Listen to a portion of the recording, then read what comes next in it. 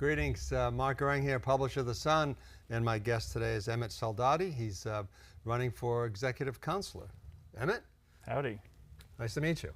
Nice to meet you. Happy to be here. Okay, so overview of executive counselor. There are 5 executive counselors. Our current counselor is Joe Kenney. He's a Republican. Correct. You're a Democrat. Correct. You're from Somersworth. Yep. So I got a bunch of questions, but just give me a little background first. Background on me? Yeah. Yeah. And so why are you running? And why I'm running. So I was born here in the state. I was born at Frisbee Hospital in Rochester.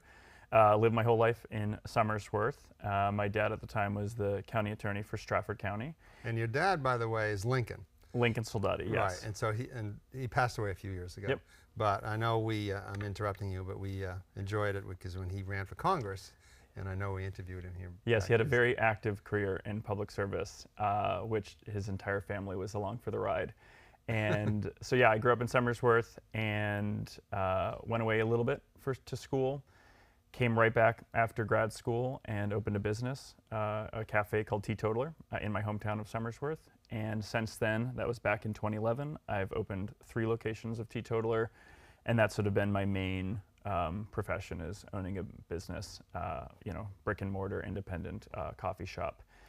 Through that experience and really getting to know New Hampshire as an adult and on the ground floor on Main Street, it really stirred me and activated, probably in part inspired by my father, to really get involved with the community in a bigger way. That has been anything from social causes, community organizing, to politics. And in fact, when my father ran for Congress back in 2018, which you met him, he was up here a lot, yeah. I joined onto that campaign, and I got to meet folks in communities outside of the bubble of Somersworth, Rochester, and Dover, recognize that there's a lot of similar pain and a lot of similar struggles, but also similar opportunity and some really great folks. And so really since that election, I got very involved, especially with the Democratic Party locally in my town.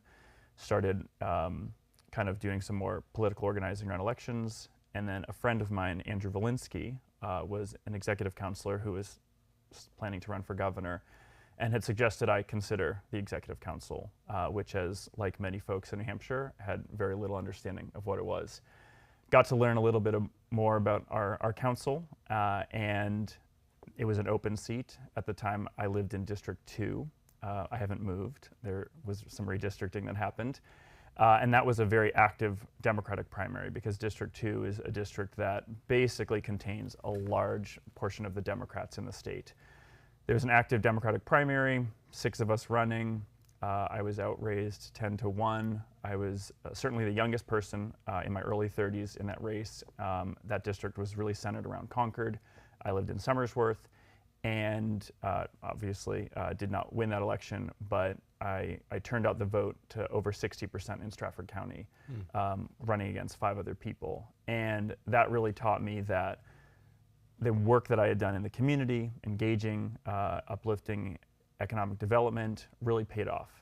So explain the redistricting and how it affected you. So yeah, so this was before, but after 2020, when the Democrats lost control of the State House, that was a census year. And so every 10 years we take the census data and we redraw the maps, and the Republicans that are in the State House have the power to do that. And there had been many calls for independent redistricting commissions over the years as we were leading up to the census, and the Republican majority rejected that and decided to draw the maps on their own.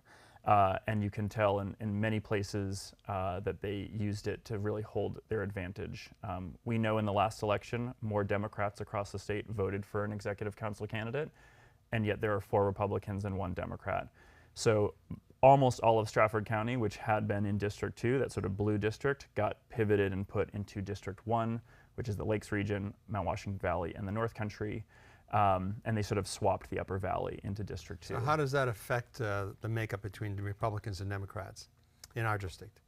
So the numbers actually for District 1 are actually not that different. Swapping the Upper Valley and Stratford County is a little bit different. Obviously, Mike Cryans, who had been the only person to run against and beat Joe Kenney, was moved out of the district. So, right, and that didn't make sense. I mean, I shouldn't say it didn't make sense, but Mike Cryans won whenever it was, 4 or 6 years ago, when there was a blue wave, and you know, he was on the western part of the state representing us, which seemed to be a little bit of a stretch. Yeah, I mean, it's hard either way when you have to cut the state up in 5 ways, Yeah. and the way our state is shaped. So now, you know, the numbers are still fairly close. Of all of the 4 districts that a Republican currently holds, the numbers are the closest in District 1 based on the last election. So for those like me that are concerned about having a stronger Democratic and pro-choice representation on the Executive Council, District 1 is really the district that we need to focus on and flip. So you think, obviously, you think just by the sheer numbers of the Democrats and Republicans, you have a shot. Yeah, certainly it's the closest one. And again, I think now that we have this new district, Stratford County is the center of gravity, certainly for the Democrats in terms of the total number of votes, and being able to have a message that speaks to and resonates with folks. Because again, every district is going to have pockets that feel like we don't share any. You know, when I was in the Concord district, we felt like we were on the fringe and the margin and didn't get any airtime. You're going to have that really in any district, but having a message that resonates with what people are dealing with in terms of housing and food insecurity and access to health care and reproductive care, those are challenges that span all of District 1. So just before we get into the issues, why did you choose executive council to run and not mayor? Now, Danny Hilliard was your mayor up until recently. Correct, right? yeah. And your mayor now is Matt Girding. Girding. Yep. And he's a young guy too. Yep, yep. And he's a friend of mine. And actually, my father was mayor. So Right. my dad was the mayor of Somersworth until we lost our home in a fire and they had to move out of town. I have been very active locally. Certainly when I first moved back to Somersworth when I was 23, I ran for city council against a long-standing incumbent. I was very passionate about local politics. I've had 4 employees of mine run and win elected office at the city level.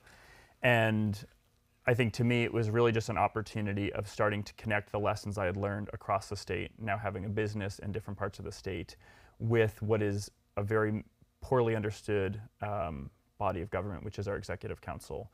I think a lot of things I've done in my career is to really amplify and make a lot of sort of noise and bring attention to things that I think maybe people don't always know about.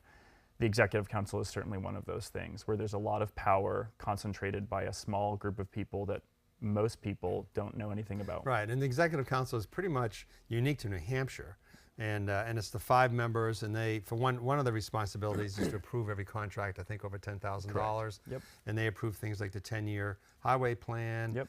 and all that. So, and it's true, most people don't understand it. We see Joe Kenny. Joe Kenny's from Wakefield, so Yep. he's kind of a local guy. And to me, there's 2 parts to being executive council. One is the high-end part where you're dealing with the governor and rejecting or accepting these contracts.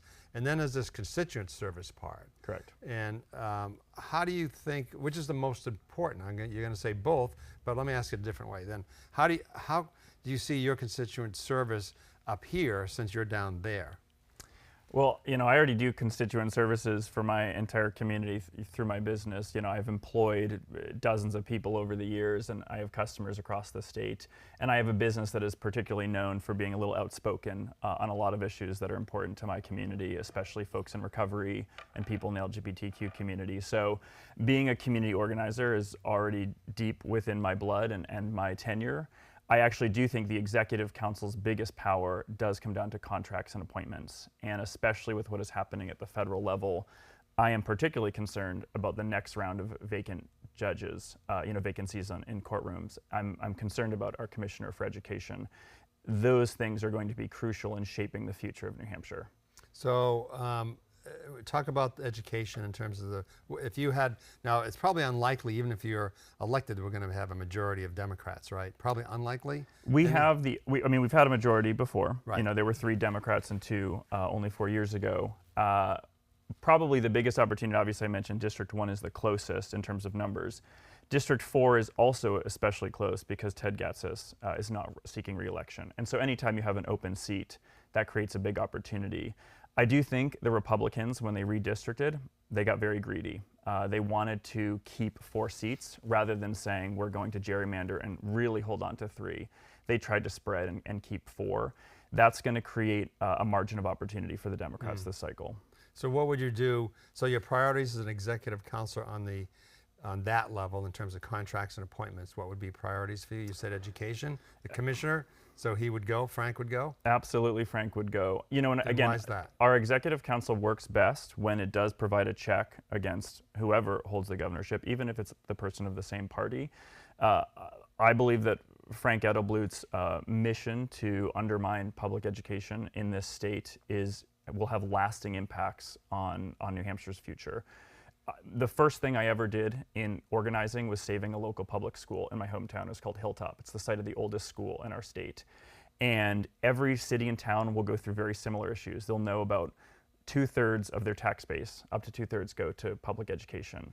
When you lose an HVAC system, when you lose a superintendent, there's these fights break out on Facebook around how are we going to fund it, how are we going to pay for this, how are we going to support it, knowing that we are talking about the future of our grand estate, the next generation. And so to take a program that then slowly siphons away dollars from that already very fragile system is going to have devastating consequences. I mean, so you're talking about the education freedom accounts? Correct. Yep, the voucher program, and that's probably just the sort of headline of what Frank Edelblute is doing. We know from reporting done by NPR that he has had private meetings where he has expressed interest in being the sole authority to ban any book in any library in any school in the state of New Hampshire, even wanting to enlist the Attorney General to investigate and subpoena educators. That is not a world and community that I live in Somersworth and in Stratford County, and I don't think that is anything that most Grand Estaters expect or want from their head of education. And it's no surprise that the majority of the types of books that Commissioner Edelblute would want to ban have anything to do with LGBTQ issues or inclusivity, and really just supporting gay and trans youth. And so I live in a world where a community that is very supportive of me and very open and welcoming and affirming to all walks of life.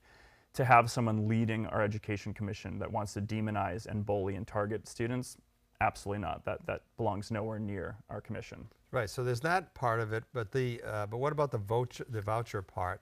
Do you believe in school choice? And I think some people would say, the concept of school choice is fine. Even the concept of giving some money to people who can't afford to send their kids to private school, but as we all know, is that the legislature has really upped the standards for who qualify, income qualifications. Yeah, I haven't seen any demonstration from this program that it enhances school choice or school quality. And you have to put that up against the fact that the commissioner refuses to allow any form of ordinary auditing that you would see of any other government program. It is a complete black box, and he's quite adamant that we don't even sort of audit or understand where are the dollars going. And when you look at the numbers, when you talk about $5,000, there is no evidence to support that it's enhancing school choice for anyone that on the margin might want to find a new school. It's really just sending public school dollars in many fragile communities. Some of these communities, like Somersworth, have very high tax rates that are really going all to the school system, and there's not a lot of fat in the system. We have great professionals and administrators and educators that are working with a very small amount to produce a lot.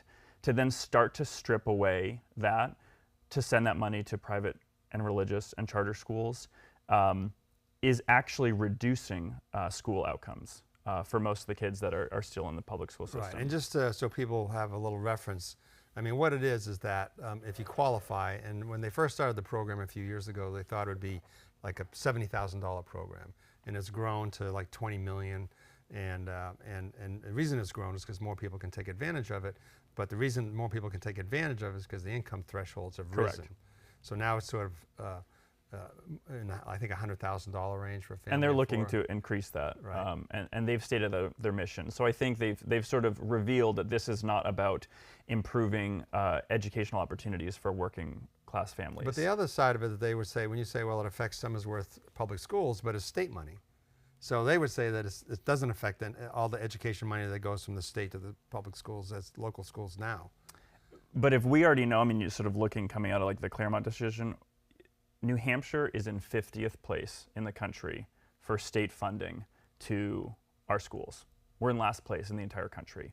And so we have so much catching up to do to provide adequate education. And if you talk to the school board in Somersworth or Pittsfield or communities like these towns, they can't even allocate the state funding, the adequacy grants, to anything because they know it is a political bargaining chip and it gets thrown away. They lose it every year. So we're not actually building into our system, more professionals, more teachers, more superintendents or principals or whatever a school system might need. We're not doing, long-term maintenance and care on some of these aging buildings, because they know that it's going to dry up very quickly. And so if the state is promising to provide adequate education, which is in our Constitution, and then we have a governor who is not meeting that and challenging the court decision, and then we have an education commissioner that is the architect for a program that wants to continually reduce that, you then talk to the school boards and principals. I mean, even the sort of conservative community of Bedford, their superintendent said, this is not what we need here in New Hampshire. We need to strengthen our schools. We have incredible schools, but we can't go in a direction that reduces school quality. How do you just philosophically square all that? I mean, you went to private school, high school, right? Correct, yeah. All right, so how is it that if people can't afford, I mean, obviously your parents could afford to send you to a nice private school, what do you say to parents? And I'm certainly there have to be some parents out there who want to send their kids to private schools that can't afford it. Well, how do we address that? I would absolutely say that is my story. I mean, my father was in debt from loans that he took out to make sure that his kids had adequate educational opportunities until the day he died. And so a program that doesn't actually pay for the cost of what those schools are wouldn't have marginally changed my father's situation. I mean, everyone knows he was a county attorney, he was a lawyer in private practice.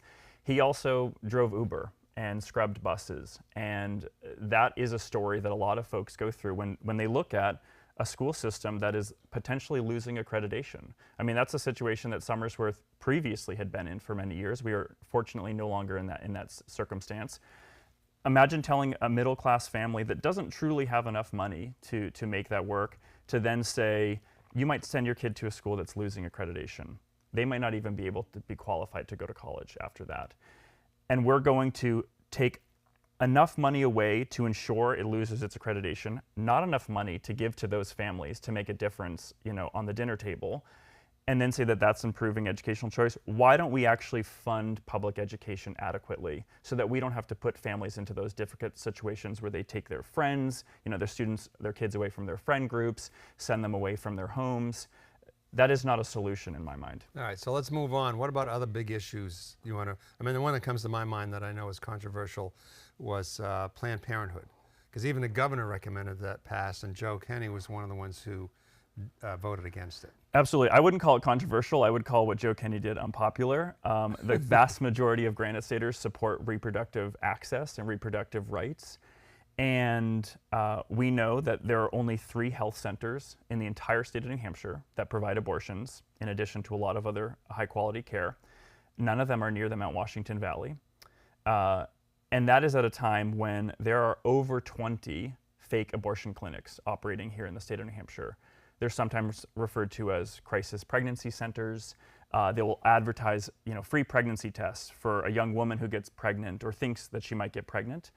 And these are often religious affiliated nonprofit organizations. They are not healthcare clinics. They do not have HIPAA compliance. There's often not any or many medical professionals working there. And their sole mission is to divert women away from their full reproductive rights, which is to access reproductive or abortion care should they choose to do that. If someone gets pregnant in Conway, they are closer to 8 of these fake abortion clinics than the nearest provider of reproductive health care in the state of New Hampshire. You talk to folks down at the Lovering Health Clinic in Greenland, they'll say, we see people from Conway all the time. Now, when you say fake, and this is new to me, so explain a little bit about a fake, like who does this? I mean, someone's providing abortions and... No, they don't provide abortions. So they will advertise themselves as if they are a reproductive health care center that would provide abortions, pregnancy tests, screenings, any range of medical services, including your right to an abortion, and will actually divert the folks that come into their clinic who do test positive for pregnancy away from any actual abortion provider. And they will make sure often or pressure them into carrying a fetus to term, even if they're not able financially. So they have a pro-life agenda, is what you're saying? Yes. Are these religious groups? They are often religious groups, but again, part of it is predatory in the sense that they do not state that on the outset. You know, they often say, hey, free pregnancy tests, come in, we'll let you know if you're pregnant, and then we will provide you a full range of care. And many young individuals in crisis will go there because, you know, again, if you're in Conway, there's 8 of them closer to the nearest one you could find, whether it's Planned Parenthood, Equality Health Center, or the Lovering Health Center. And that puts young women and young people in general in a very precarious situation where they do not have full access. If you're on the seacoast or in Manchester or even Concord, you do have those things. And I don't think it's fair or just that the North Country and the Mount Washington Valley is sort of only has access to these very predatory, again, non-HIPAA compliant places that will often record and track individuals that come into their doors, you know, creating a pregnancy roster, a pregnancy database. If the same person were to get pregnant in Portsmouth, they would be able to go very closely to a healthcare center. And if you talk to the legitimate health centers, Planned Parenthood, Lovering Health Center, it comes down to funding. They provide a high quality standard of care. Beyond abortions, we're talking about reproductive care, we're talking about screenings, and the only reason we don't have more of them is funding. And historically, we have funded them because, you know, we see that the loss of healthcare facilities, the consolidation of healthcare facilities, especially in rural communities. HCA, just the Hospital Corporation of America, just purchased its 4th hospital in the state of New Hampshire. That's not good for underinsured care, and it's not good for small and rural communities. But Planned Parenthood doesn't provide the actual abortion services. They do not. They absolutely do. They do. They do, absolutely. Okay, so it's the federal. We can't use federal money for abortion services. So the right? funding from the state, and this is as my understanding, even the most recent vote, the funding that goes to Planned Parenthood from the state, or that has previously, none of that funding will actually fund a single abortion. It will fund the center for a whole range of other very necessary healthcare needs. And our Republicans know that. Even our pro-life Republicans know that. And they still have voted down that funding every single time. Okay, so that's where I was wrong or didn't fully understand it. But Planned Parenthood does provide abortion services, but it's not with state money. Correct. Okay, and then actually on the federal level, I think it was the Hyde Amendment in 1977 that prevented federal money for using actual abortions. Correct. So that's my understanding as well. Okay, so we've got education on the highest level of being executive council, education, Planned Parenthood. What else are you interested in? Well, you know, the one other thing I want to say about reproductive access, and this was not a talking point or a position that I felt necessary to take when I ran for council in 2020, and that is the appointments of judges. Because now, since the Dobbs decision, Roe versus Wade has fallen, and it has largely left it up to states to determine what does the legal landscape look like for abortion and reproductive care. We know that, I believe, up to 50% of states have now adopted some form of an abortion ban. I mean, and that took only a matter of 1 or 2 years for that to happen. And my concern is that cases will make their way to state courts that will litigate on the basis not just of abortions, but on contraceptives and other forms of reproductive care.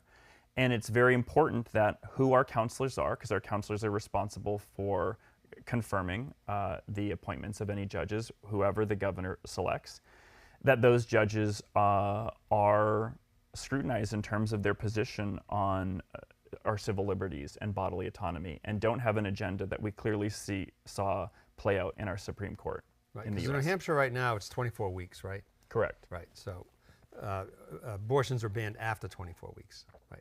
And I always thought that, I mean, you know, I'm pro-choice in the sense that I think people should be able to do what they want with their bodies, but I always thought if I was pro-life, I'd be the opposite.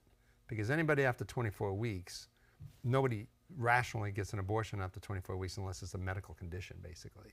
Right, but anyway, that's another story. So getting back to a great point that we should ask more Republicans. I know, about. It seems like if I was pro-life, I'd go after the first 12 weeks, I mean the first 15 weeks, not in the last trimester. But anywho, The so getting back to local representation, I mean, if Joe Kenny was here, he would say, well, I know he was involved with we have a skate park down here that the people have fundraised for, and they have enough money, and now it's going through, but there was some DOT complications. So Joe, Joe has those contacts, and whatever he did, because it had to do with some state land, so he greased those skids to make it happen. Like, do you see yourself, getting down in the weeds, so to speak, to help local communities with those type of things? When I ran my first campaign for executive council, I had a slogan called Proud Townie, because as someone who was born and raised in the smallest city in the state, and on the margins on the main border, I often felt like our community got sort of forgotten about in many ways. If you drive up Route 16 down where I am, if you're headed to Dover, you take exit 9. If you keep going a little bit more, you'll hit exit 11, and that'll take you to Rochester. There is no exit 10 on the Spalding Turnpike. It is literally absent. And that's because they skipped over. They said, yeah, we'll get to it later. We'll eventually build the exit 10, and that will be Somersworth's exit. My entire childhood and teenagehood growing up here was having to go somewhere else for arts, for culture, for entertainment, for friendship.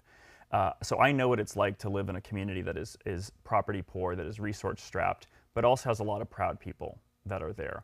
And so my track record is showing up for my local community. I talked about trying to save a local school from demolition, which we were successful. When HCA purchased Frisbee Hospital in Rochester, they wanted to shut down the birthing and maternity ward. I joined a small working group to challenge them. And we were able to stall that and ultimately delay it and receive some funding to support maternity health care in the region. We have the largest Indonesian population down on the seacoast in northern New England, and I have always helped rally, and we started the first Indonesian street festival in New England. In Somersworth, you have a large Indonesian population. Correct, yes. I remember Dana Hilliard talking about that. It just surprised me. How big is Somersworth, population-wise? About 11 to 12,000. Right. So I think you might be the second, not the smallest anymore. We're the smallest Berlin geographically. We're the smallest geographically. We're the second or third. Franklin's the smallest by population. Because I think Berlin might have unfortunately dipped down to they're about 10 yeah, now. So it's not a proud record. The lived experience there, you're struggling. I mean, I think when we talk about the challenges that we face in Somersworth, when I meet folks in Berlin or Gorham or Lancaster, it's the same issues, but it's amplified. I mean, you talk about housing, it's amplified. You talk about there's no healthcare clinics or centers, it's amplified. You talk about public education dollars, the number of places that have had to do modular classrooms, or have to literally send kids out of state, kids in Rollinsford go to Maine for their schooling after a certain grade. So that's an experience that is shared. I have a track record of showing up for my community, for community organizing, and believing in New Hampshire. I did go away for some time, and I came back. And the reason I stayed, I didn't know how long I was going to come back for. I opened a business with very little experience, and it was because of the people that I really saw in my neighbors and my community, a place where I felt like I belonged. And that was a place where growing up, I kind of consumed a lot of myths about New Hampshire and about Somersworth specifically, that it's too provincial, it's sleepy, it's conservative, that you won't sort of be welcome here, you won't be able to thrive here. And I have just been fortunate to learn that that was a myth. And I really do believe that there are people in every corner of this state that feel the same way, that share my values, but sometimes they get a little bit isolated and they feel like there is no one here around that believes what I believe or thinks what I think. What I see my job as, whether as it's a business owner, community organizer, or a politician, it's to really help connect those people to say, you absolutely do belong here. I think it was on your website that Somersworth is now the Rainbow City. Correct. Is that an official slogan, or is that? It was sort of an unofficial slogan in recognizing the number of sort of out gay and queer individuals, whether it's our mayors, councilors, superintendents, business owners, that there just was sort of a quiet support. We're not like a sort of a loud, flamboyant community like other destinations, gay destinations, but Somersworth has just gotten a lot of wins in terms of expressing its support. And I think part of that was, for so many years, I felt like Somersworth always got the short end of the stick. when the opioid crisis was beginning to break a lot of news stories, we're talking 15 years ago, so many times did I see Somersworth scapegoated in the Seacoast as like, well, that's really what the issue is. That's where the problems are. And I saw a lot of folks in the early days step up in Somersworth and say, we're not going to push this aside. We're not going to blame some other community. We are going to own it. I was honored to help open the state's first recovery-focused restaurant in the heart of downtown Somersworth. And we did that because working with a recovery organization, SOS, they saw that Somersworth was a place where people want to get to know this challenge, support people in recovery, and in many ways, I think that's been Somersworth's strength. Wow, it's an interesting place. We've only got a couple minutes left, so I'm just going to ask you about, you're supporting Joyce Craig for governor? I certainly like Joyce Craig a lot. I haven't made any sort of endorsement or Okay, feelings. I thought you were appearing with her somewhere. Oh, we go to a lot of events. I've gone to events with John and with Cindy as well. Okay, so you haven't endorsed somebody. No, but I haven't endorsed. Again, I really like Joyce. I do think Joyce has shown up a lot. Every time I'm up here, I turn around, there's Joyce. So I've been very happy that, because again, I feel like we need a governor that once they're making decisions of who they're nominating, who they're appointing, that they're not just focused on the central corridor, that they sort of see all the corners of the state, who's out there, who's the talent, who are the resources. And so certainly when I make a decision of who I'm going to be voting for, it's going to be based on what company do they keep and what community do they have. And last question is, what do you think? Should Joe Biden resign, step down? Should Joe Biden step down? This is a challenging time if you're a Democrat, and certainly we're knocking on doors, and you don't want the first question to be like, do you think Joe Biden should resign or not? It doesn't really lend itself to let me tell you about the executive council. I saved it to the last question. Yeah, of course. I think I have always been someone who is a local first person. I ran against our current party chair, the Democratic Party, 2 years ago because I believed the party focuses too much at the top of the ticket. And in many ways, I think sometimes that can be our downfall because so much can happen and get done in New Hampshire at the state level, at the state house, with the state senate and the executive council. And so in many ways, I certainly know who I won't be voting for when I walk into that booth for president. But I am doing everything I can to tell people that there are other races that are just as important. That's very good. You didn't answer my question. Well, if Joe Biden called me up and asked me what I said, I'd certainly ask him who's the alternative. I think it is very crucial at this stage that we have the resources. I am running to be one of the youngest executive counselors ever. I'm, not happy that our choices are folks that are much, much, much older. And so I don't have an answer because I haven't formulated it. I really hope whatever happens, whether it's Joe Biden does 18 more press conferences and is, just wired and caffeinated and ready to go, or if there's an alternative, that they start talking about what is at stake down ballot. That is sort of what I'm obviously most concerned about. Emmett, we're out of time. I think you should somehow put an Exit 11 into your campaign slogan. Exit 10 will be on the corner of that's my right, Exit 10, lawn sign. That's the one that's there. Okay. Emmett, nice to meet you. Thanks, Mark. Okay, and good luck. Thanks.